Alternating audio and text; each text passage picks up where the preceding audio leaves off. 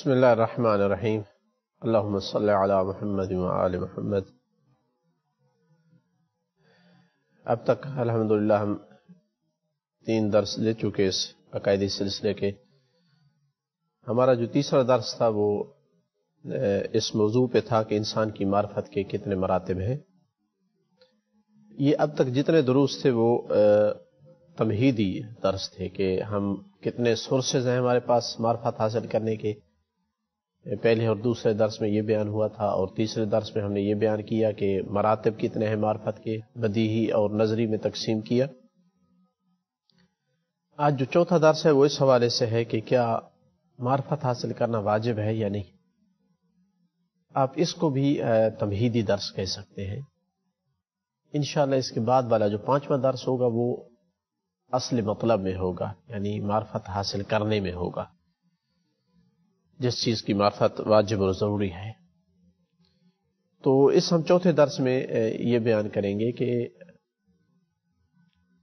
کیا معرفت حاصل کرنا واجب ہے یا نہیں۔ اس حوالے سے ہم 1-2 آیت کو ذکر کرتے ہیں اور پھر چند ایک مثالوں کے ذریعے سے مطلب کو قریب کریں گے۔ پروردگار نے ارشاد فرمایا قُلِ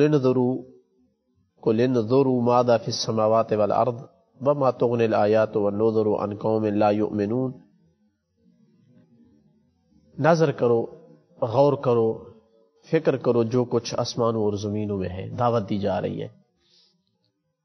اور جو آیات یعنی اللہ تعالیٰ کی جو نشانیاں ہیں، معجزات ہوں یا دوسری نشانیاں، اور جو نذر ڈرانے والے ہیں انبیاء، وہ اس قوم کو فائدہ نہیں پہنچائیں گے کہ جو ایمان نہ لے آئے۔ تو مطلب ہے کہ یہ غور و فکر کرنا واجب ہے زمین و آسمان میں، یعنی معرفت حاصل کرنا، ورنہ کوئی چیز فائدہ نہیں پہنچائے گی۔ ارشاد ہوا دوسری آیت میں، یہ سورہ یونس کی آیت نمبر 101 تھی۔ عنکبوت کی آیت نمبر 20 میں ارشاد ہے قُلْ سِیرُوا فِی الْأَرْضِ فَانْظُرُوا، سیر کرو زمین میں، سفر کرو اور پھر غور کرو، دیکھو کیف بدأ الخلق، کیسے اللہ تعالیٰ نے خلق کی ابتدا کی۔ پھر اللہ ہی ہے جو ینشئ نشأۃ الآخرہ، جو دوبارہ جو ہے وہ خلق کرے گا، یعنی مرنے کے بعد۔ ان اللہ علی کل شیء قدیر، بے شک اللہ تعالیٰ ہر چیز پر قادر ہے۔ یہاں بھی دعوت دی جا رہی ہے کہ زمین میں سیر کرو جاؤ، عیاشی کرنے کے لیے نہیں، فعل حرام کرنے کے لیے نہیں، اس کے لیے سیر کرو کہ اللہ کی مخلوقات کو دیکھو اور اپنے رب کی پہچان کرو۔ تو یہ آیات بالکل واضح ہے کہ معرفت حاصل کرنا واجب ہے، ورنہ جو ہے قیامت کا دن ہوگا، اس دن صرف وہی نجات پائیں گے جنہوں نے معرفت حاصل کی۔ اب جب ہم لوگوں کے عقائد کی طرف دیکھتے ہیں تو ان کے عقائد مختلف ملتے ہیں۔ آپ کو کچھ لوگ یعنی اس حد تک مختلف ہیں کہ آپس میں ٹکراؤ ہے، یعنی 180 درجے کا فرق ہے عقائد میں۔ کچھ ہیں جو آپ کو ملیں گے کہ جو قائل ہے کہ اس کائنات کا خالق جو ہے ایک ایسا رب ہے، ایسا الہ ہے، ایسا معبود ہے جو زندہ ہے، حی ہے، قادر مطلق ہے، جو حکیم ہے۔ پھر اس سے نیچے آتے آتے کچھ لوگ یہاں تک بھی آپ کو ملیں گے کہ جو اصلا منکر ہے، مادہ پرست ہے۔ کچھ ایسے ملیں گے کہ جو گائے کی پوجا کرتا ہے، جو اپنے جیسے انسان کی پوجا کرتا ہے، ایسے لوگ بھی ملیں گے آپ کو۔ پیر بنایا ہوا ہے، اس کو رب سمجھتا ہے، اس کی عبادت اور پوجا کرتا ہے۔ یہ حقیقت ہے انسان کی۔ تو اب ہم کیا کریں؟ یعنی باپ ماں ہمارے دادا جو کچھ کرتے تھے اسی سے ہم بھی ڈٹ جائیں کہ بس وہی ٹھیک ہے، جو کچھ اس طرح، یعنی جیسے عام طور پر لوگ کر رہے ہیں؟ یا ضروری ہے کہ ہم حق کی تلاش کریں، یعنی صحیح عقیدے کے پیچھے جائیں، سب کو چیک کریں، جو صحیح لگے، عقل جس کو قبول کرے اس کو مانے، اس رب تک پہنچنے کی کوشش کریں کہ جس نے ہمیں خلق کیا ہے۔ تو یہ کوشچن ہے، ہم آج یہ بات کرنا چاہتے ہیں کہ یہ تحقیق کرنا معرفت، صحیح معرفت حاصل کرنے کے لیے، حق تک پہنچنے کے لیے واجب اور لازم ہے یا نہیں ہے۔ میں نے 2 آیتیں ذکر کی تھی، ان سے واضح ہو رہا تھا کہ واجب اور لازم ہے۔ اب عقل سے پوچھ لیتے ہیں، آئیں مل کر سوچتے ہیں چند ایک مثالوں کے ذریعے سے اس مطلب کو کہ کیا ضروری ہے ہماری یہ معرفت حاصل کریں یا نہیں۔ پہلی مثال یہ ہے کہ اگر کسی آدمی کو کوئی خطرناک مرض لاحق ہو جائے تو اس پر واجب ہے کہ وہ ایک معالج اور ایک طبیب، ایک ڈاکٹر کے پاس جائے۔ تو یہاں پر کوشچن یہ ہے کہ کیا وہ کسی بھی ڈاکٹر کے پاس چلا جائے گا، عطائی ڈاکٹر کے پاس بھی جو نہیں جانتا ہے یا جس کی ڈگری بڑی معمولی سی ہے، یا وہ ایک سب سے ماہر ترین ڈاکٹر کی تلاش میں جائے گا جو امین اور قابل اعتماد بھی ہو اور علم بھی رکھتا ہو تاکہ اس کی کو نجات دلائے؟ تو کیا کہیں گے آپ یہاں کہ جو بھی ڈاکٹری کا دعویٰ کر رہا ہے وہ اس کے پاس چلا جائے گا، یا صرف اس کے پاس جائے گا کہ جو ماہر ہے، جس کو اہل خبرہ ہم کہتے ہیں اپنی زبان میں، یعنی جو پہچان رکھتے ہیں ڈاکٹروں کی، پہلے ان سے مشورہ کرے گا؟ یقیناً عقل مند اسی طرح کرتا ہے کہ وہ جائے گا جو لوگ اس فیلڈ سے ریلیٹڈ ہیں ان سے مشورہ کرے گا، جس کے بارے میں وہ کہیں گے کہ آپ کی مرض کے بارے میں یہ آدمی سب سے زیادہ سمجھتا ہے، وہ اس سے جا کے علاج کروائے گا۔ مرض کی مثال کو سے ہٹ کر کے کوئی اور مثال دیکھ لیتے ہیں۔ مثلا ایک لیڈر اور قائد ہے جس کو احتمال ہے، کوئی خبر آئی ہے اس کے پاس، چاہے سچی خبر ہونے کا یقین نہ ہو اس کا کہ یہ خبر سچی ہے، کہ آج رات جو ہے وہ خطرہ ہے دشمن کا، کہ دشمن حملہ کرنے والا ہے۔ ایک ایسے خبر آئی ہے اس کے پاس کہ دشمن رات کو حملہ کرے گا اور قتل کرنے کے جو ہے وہ در پہ ہے، سازش کر رہا ہے۔ تو آپ کا کیا خیال ہے یہاں؟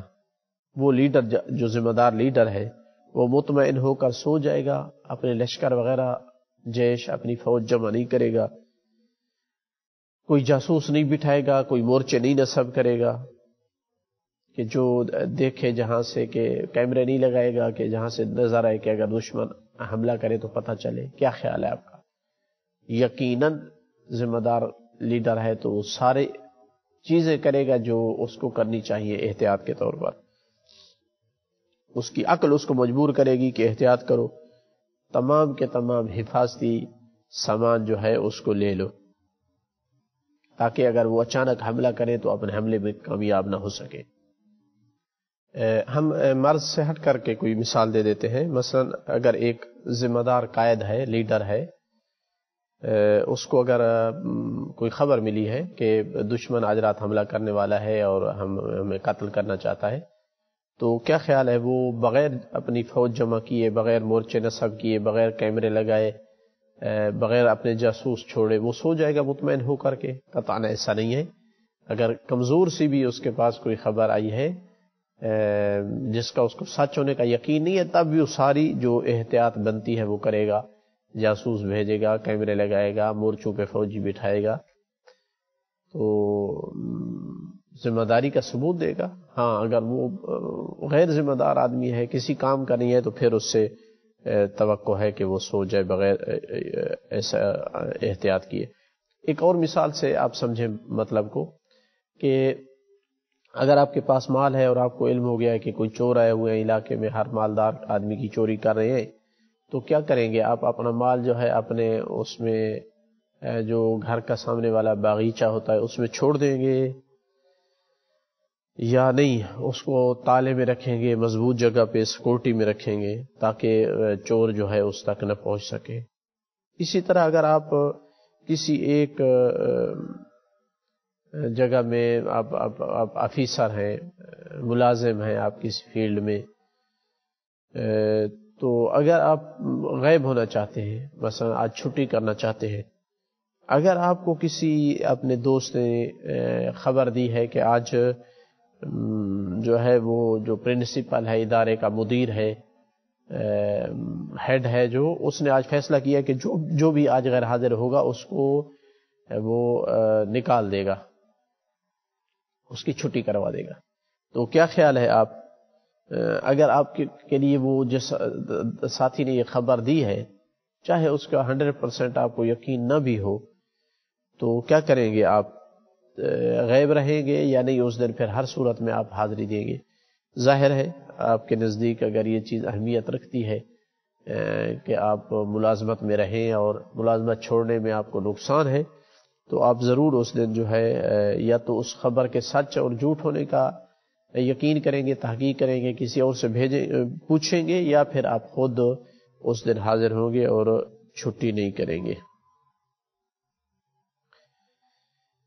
تو ان ساری مثالوں میں ہم کیا کہنا چاہتے ہیں؟ جو چیز ایک مشترک ہے ان کے اندر وہ کیا ہے؟ کہنا یہ چاہتے ہیں کہ انسان کو جہاں بھی نقصان کا خطرہ ہو، یقین ہو یا صرف خطرہ، خوف اور خطرہ ہو، تو انسان کی عقل کہتی ہے کہ اس نقصان کو اپنے آپ سے دور رکھو، اس نقصان کو ٹال دو، ایسا کام کرو کہ وہ نقصان آپ کی طرف نہ آئے، چاہے وہ نقصان ہونے کا جو ایک احتمال ہے وہ کمزور سا ہو۔ اگر نقصان بڑا ہو، مثلا خطرہ ہے کہ موت آ جائے، مثلا اتنے بڑے نقصان کا خطرہ ہو، تو چاہے وہ بہت کمزور سا احتمال ہو، تب بھی عقل کہتی ہے کہ اس کو دفع کرو۔ جیسے اگر احتمال ہو کہ اس کھانے میں زہر قاتل، اور وہ احتمال 100 میں سے 1% ہے، پھر بھی عقل کہے گی کہ اس کو چھوڑو، بھوکے رہ جاؤ لیکن یہ کھانا نہ کھاؤ۔ تو ان ساری جو مثالیں ہیں، کہیں ہم نے موت کی مثال دی ہے،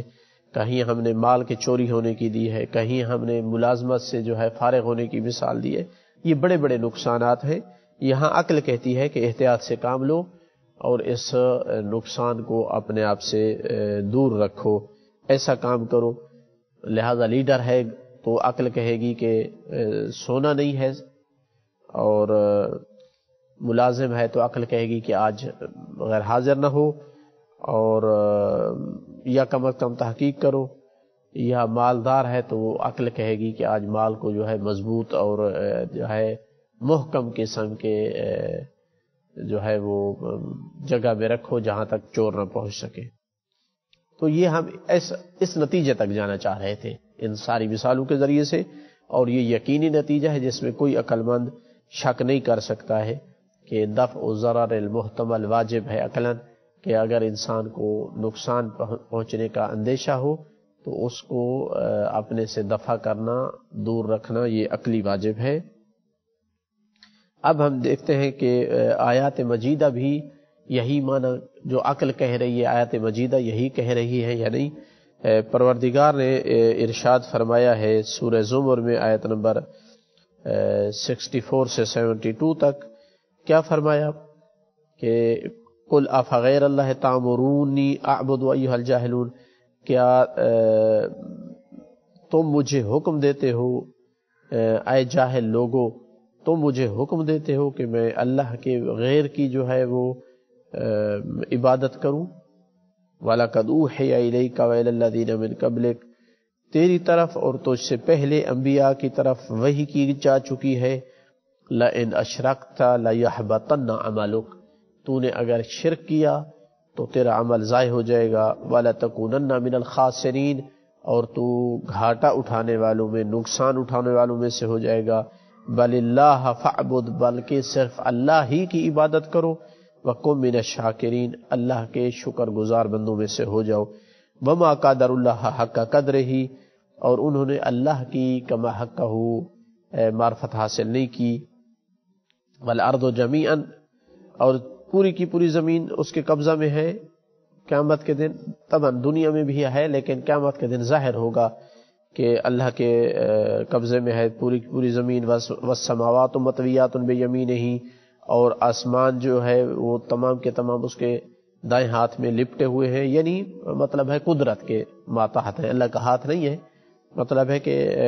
اللہ کے اس میں قدرت کے اندر ہے۔ سبحانہ و تعالی ما یشرکون، اللہ تعالیٰ بلند ہے، پاک و پاکیزہ ہے اس سے جو وہ شرک کرتے تھے۔ وَنُفِخَ فِي الصُّورِ فَصَعِقَ مَن فِي السَّمَاوَاتِ وَمَن فِي الْأَرْضِ، اور سور پھونکا گیا تو جو کچھ آسمانوں میں اور جو کچھ زمین میں تھا وہ ختم ہو گیا، مر گیا۔ الا من شاء اللہ، مگر وہ جو جس کو اللہ نے چاہا تو زندہ رکھا۔ ثم نفخ فیہ اخری،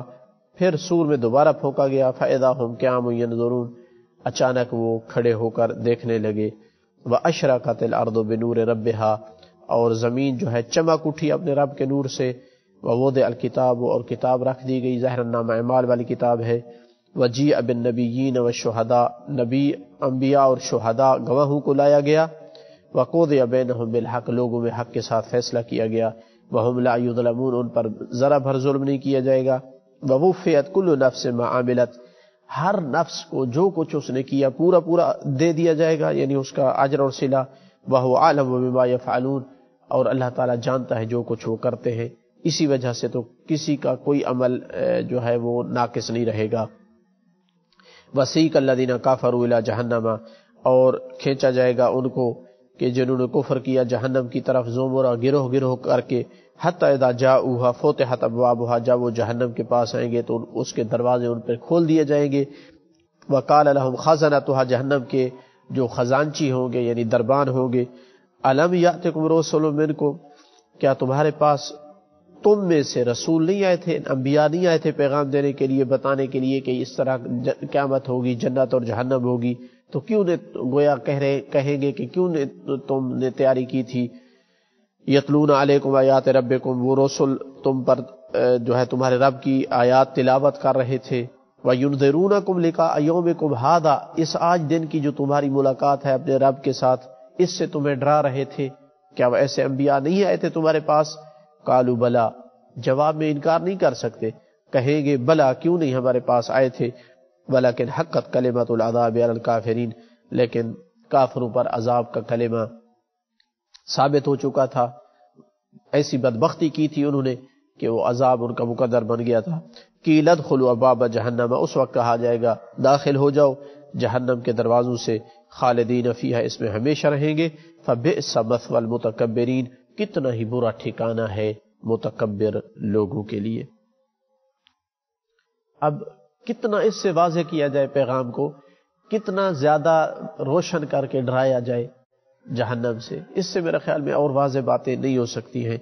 تو کیا ممکن ہے ایک عقل مند آدمی کے لیے کہ وہ اللہ تعالیٰ کے وجود کا، قیامت کے دن کے وجود کا انکار کرے، جبکہ اس طرح کی آیات بھی وہ سن رہا ہو، پھر بھی وہ تحقیق نہ کرے؟ اتنی آیات آنے کے بعد باوجود بھی کہ بہت بڑا نقصان ہے نا ہمیشہ کی جہنم، اس سے بڑا نقصان دنیا میں تو متصور ہی نہیں ہو سکتا نا، یہ سننے کے باوجود بھی وہ تحقیق نہ کرے۔ پھر اس کے بعد صرف قرآن نہیں آیا، 1,24,000 ایسے انبیاء، ایسے آدمی کہ جو سچائی میں، جو امانت میں معروف تھے، جو جھوٹ نہیں بولتے تھے، وہ سب کے سب آئے اور لوگوں کو ایک ہی خالق کی انہوں نے خبر دی، دعوت دی، اور بتایا کہ ایمان لانا واجب ہے، جو ایمان نہیں لائے گا اس کو جہنم کی آگ جلائے گی۔ پھر اس کے ساتھ ساتھ اتنے ہی لوگ، یا اس سے بھی زیادہ آپ کہہ سکتے ہیں عدد میں، جو اوصیاء تھے، جو علماء تھے، جو صالحین تھے، نیک لوگ تھے، معروف تھے اپنے زمانے میں کہ وہ لوگ نیک ہیں، سچے ہیں، سب کے سب لوگوں کو ڈرا رہے تھے کہ کفر اختیار نہ کرو، الحاد اختیار نہ کرو۔ کیا اس کے باوجود بھی عقل نہیں دعوت دیتی عقل مند بندے کو کہ وہ اتنے لوگ جو ہے وہ جس چیز کی طرف بلا رہے ہیں، کیا وہ سچ ہو سکتا ہے یا نہیں؟ یعنی اتنے لوگوں کا ڈرانا اور بتانا، اتنی بھی دعوت نہیں دیتا عقل مند آدمی کو کہ وہ تحقیق کرے کہ شاید ان کی بات سچ نکلے۔ پھر اگر ایک آدمی مسلمان ہو گیا ہے لیکن ائمہ اہل بیت کی ولایت کا اقرار نہیں کرتا ہے، تو کیا اس نے وہ حدیثیں نہیں سنی جو نبی پاک سے دسیوں سینکڑوں حدیثیں ہیں، ائمہ اہل مسلم سے جو ہے وہ حدیثیں ہیں، آیات کی کچھ جو ہے وہ دلالت اس پہ موجود ہے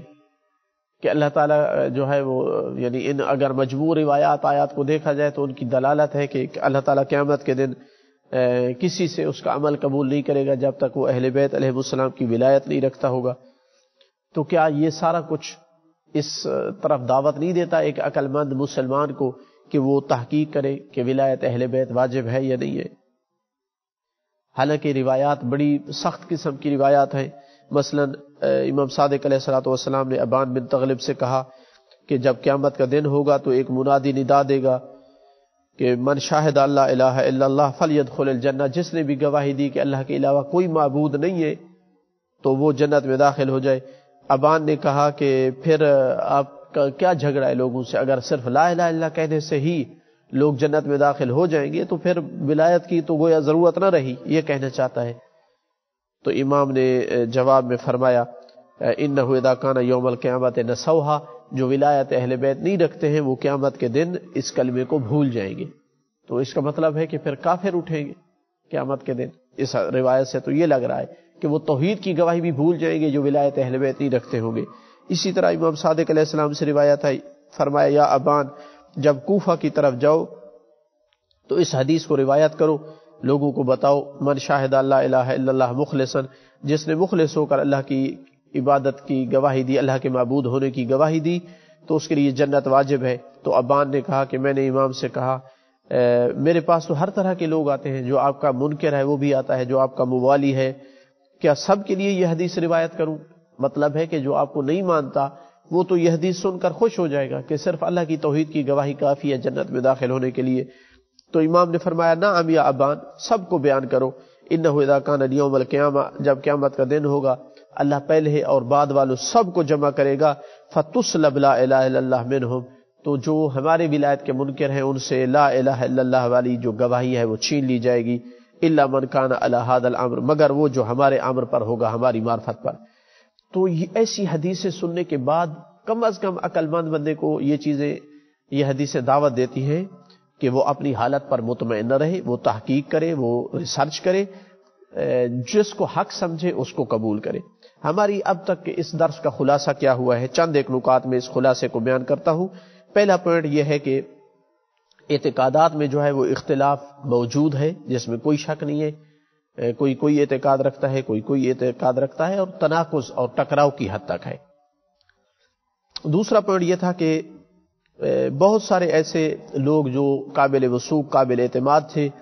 جنہوں نے انبیاء ہونے کا دعویٰ کیا، جو رسول ہونے کا دعویٰ رکھتے تھے، انہوں نے خالق کی طرف لوگوں کو دعوت دی اور بتایا کہ ایمان لانا ضروری ہے ایسے خالق پر جو عالم ہے، جو حکیم ہے۔ جو ایمان نہیں لائے گا وہ بہت بڑے نقصان میں واقع ہوگا، جہنم میں چلا جائے گا۔ جو عارضی نقصان نہیں ہے بلکہ دائمی ہے، چونکہ ہمیشہ کی جہنم ہے جس کو انسان برداشت نہیں کر سکتا ہے۔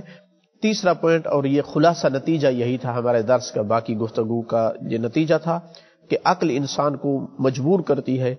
کہ اگر اس کو کوئی نقصان کا خطرہ ہے تو اس کے بارے میں سوچے، تحقیق کرے، احتیاط کرے، چاہے وہ احتمال نقصان کا جو ہے کمزور سا ہے، اگر جس چیز کا نقصان ہے وہ بہت اگر بڑا ہو تو۔ اس کو کہا جاتا ہے دفع الضرر والی دلیل یا دفع الضرر المحتمل والی دلیل، کہ اگر نقصان کا علم ہے یا نقصان کا خطرہ ہے تو عقل کہتی ہے کہ ایسا کام کرو جس سے آپ اس نقصان کو دور کر سکو۔ تو جب خطرہ ہے کہ اگر ہم نے تحقیق نہ کی ایمان کے بارے میں، توحید کے بارے میں، قیامت کی معرفت کے بارے میں تحقیق نہ کی تو ہم نقصان میں جا سکتے ہیں، تو عقل کہتی ہے کہ کھڑے ہو جاؤ، تحقیق کرو، ریسرچ کرو اللہ تعالیٰ کے بارے میں، نتیجے کے طور پر جو یقینی طور پر ثابت ہو کہ یہ اللہ ہے اس کو مانو۔ قیامت کے بارے میں بھی اگر یقین ہو جائے کہ قیامت کا دن ہے تو پھر اس کے مطابق زندگی گزارو۔ والحمدللہ رب العالمین، وصلی اللہ علی سیدنا محمد وآلہ الطاہرین۔